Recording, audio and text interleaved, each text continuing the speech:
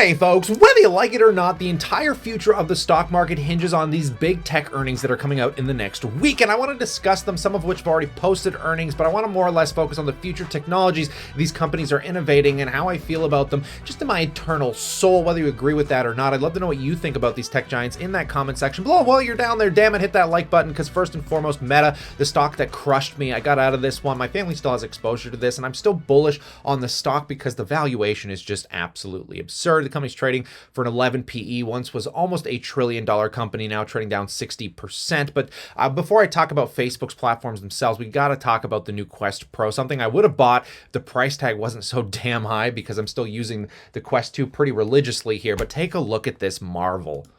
Okay, I haven't really said much about the whole metaverse and the future of VR stuff, but this is just a single laptop and the new Quest Pro paired together, and with this real-time pass-through. I mean, say what you want about the whole vision, but I don't know, if you throw enough money at something, you can make a pretty technically impressive thing. It's just taking 3 monitors with you everywhere you go. I have some thoughts, so expect a full video. This is amazing to me, but the problem, however, that I have is not only the price tag, but how this is going to be purchased and picked up from the market in this kind of recessionary period. Because when I do the Google search traffic on Google Trends, basically for the Oculus, the VR, Quest Pro, Quest 2, we can see Quest Pro has barely made a blimp on the radar. And since the hype of last Christmas, it doesn't necessarily look like we're going to be seeing the same kind of hype going into this holiday season. Fingers crossed, because like I said, I'm very bullish on this, is, you know, YouTube and Facebook have been aggressively competing with TikTok. And honestly, Mr. Beast, that major YouTuber, with the largest, pretty much the largest YouTuber out there, he basically made a quote saying that TikTok is eventually going to die. What's your opinion on TikTok? People are saying it's going to overpass YouTube.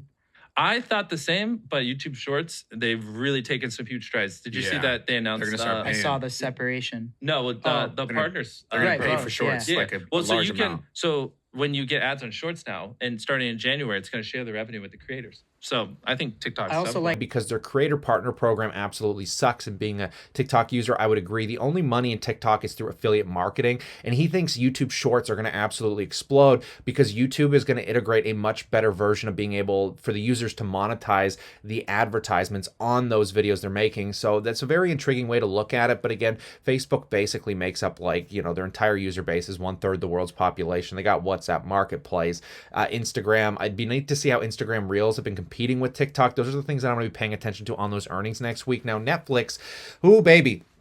Netflix is causing a lot of drama in our life because, you know, like you, maybe you have more than one household using your Netflix password account. They're going to start cracking down on that. And I know a lot of people have become very bullish on the valuation behind Netflix here because basically they added 2.4 million subscribers, which the problem is they were only projected to get 1 million, but, you know, they came in lowballing their own numbers. So it's kind of expected that they're outperforming the damn near dead lowest estimates that their own, you know, management put on it. And their earnings were actually really reasonable. But the problem that I have with Netflix is their free cash flow, and this is why I'll never buy Netflix. And I'm going to compare this to Google and why Google is probably the most premium stock you could possibly buy that sits on the S&P top 10, because Netflix free cash flow is horrible. They're still burning through capital. They're paying out huge dollars to get media and attention. They're competing with Apple that makes incredible content, Disney, who there's just so many subscription services now, YouTube Premium. A lot of people go online like I do. And when they start cracking down and basically charging, if you're using,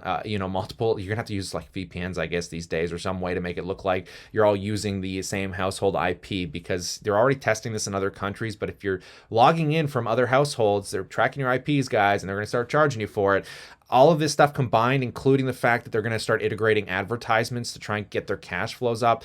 I don't know. Netflix to me just feels like, you know, eventually they're going to become like Blockbuster, which, you know, they offered to sell themselves to Blockbuster once upon a time. But they're competing with a company, in my opinion, like Google, which basically the two #1 search engines on the planet is Google and YouTube. Both owned by Google. And YouTube, the genius behind it is they don't pay for any of their content. And, there's a big difference between a company like Netflix that shovels out billions of dollars to get content and a company that makes absolutely zero content and has more than they can possibly manage flooding into their YouTube channels every single day. And the PE level's at 19, whereas for Netflix, the PE's at 24. And again, if you go look at free cash flow comparables, Google, amongst all the S&P top 10 companies, by far from a percentage basis, has the largest free cash flow growth. And this is what you want to pay attention to, because the free cash flow at the end of the day is what they have. It's the bottom line after all the expenditures, right? So they can do share buybacks, introduce dividends. I really wish if Google just paid a dividend, they'd be the greatest stock on the planet. But I would argue that, I'm not a fan of Netflix, and that's just my personal opinion, but you might be, and I'd love to know why in that comment section below. So let's talk about Tesla here real briefly. Tesla, man, this is one of those stocks that you could argue about night and day here. It has been retracing pretty heavily this year, trading down 46%. It still has a lower PE ratio than Amazon, but keep in mind the revenue isn't anywhere near damn close. And Elon Musk on the earnings call really got some hype going. He's a hype beast. I mean, that's what he does. And I listened to that earnings call because there's a lot of articles saying that Elon Musk says Tesla could be worth more than Apple. And that's not actually what he said.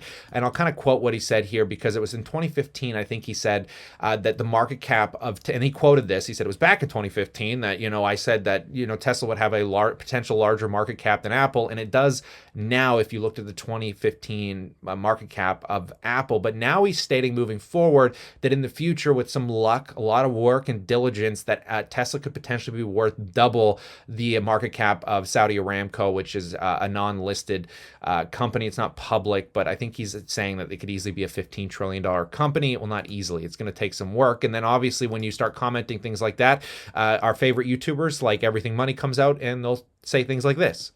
MacBook Pro going, this guy doesn't get it. I'm going to buy Bitcoin and buy Tesla. I know you badly want this company to be the biggest company in the world, and it very well could be. However, it almost was.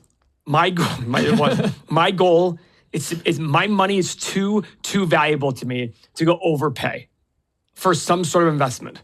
And if you don't believe that when you buy a stock, you're buying a piece of a business, you need to just dollar cost average into short term, into low cost ETFs.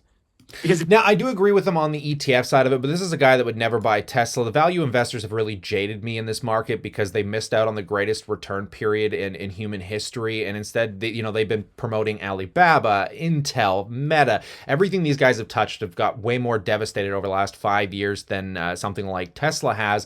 But from a valuation standpoint, I wouldn't buy Tesla personally, but if you're looking for a speculative part of your portfolio, they should state, you make speculations a much smaller percentage of your portfolio. I don't think there's anything wrong with buying Tesla. I got nothing against Everything Money. I agree with them. If you're a value-focused investor, Tesla's not the stock for you, but you can't really say when you're buying a stock, you're buying a piece of a business per se. You're buying a piece of a publicly traded business, which doesn't trade purely off fundamentals. There's a lot of psychological things at play when it comes to values of stocks. So again, I got nothing against Tesla. Their earnings were very reasonable, and Elon Musk thinks they're going to be growing at a 50% clip, give or take maybe 10% here or there for the foreseeable future, which does drastically bring down their PE over longer periods of time. But again, you could look at Tesla from so many different angles to say why it's overvalued, why it's undervalued. And again, if it's something that you're interested in buying, what you need to do is just make it an appropriate allocation within your portfolio. And especially if you're younger, I think this is the most important thing to state. Valuation doesn't matter if you're 20 years old.